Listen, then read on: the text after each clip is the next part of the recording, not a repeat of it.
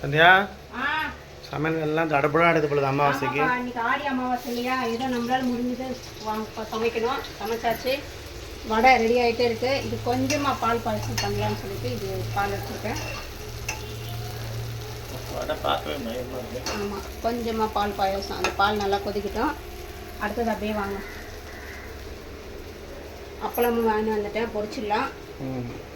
வாழைக்காய் வறுவல், சாம்பார், சாதம். இது வந்து மார்னிங் டிஃபனுக்கு வச்சுருக்கேன். உங்களுக்கு கை இது தெனை.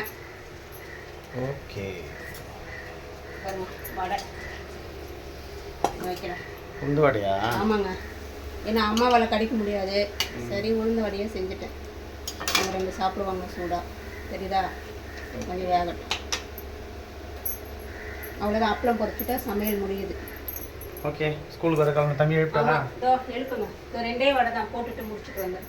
சீக்கிரமா வா, மணி 8 மணி. அவ்வளோதான், முடிஞ்சிச்சு. சமையலே முடிஞ்சிடுச்சுங்க. சாமி குளிச்சுட்டேன், கிளம்பிடுவோம். பாத்திரம் வந்து தேய்ச்சி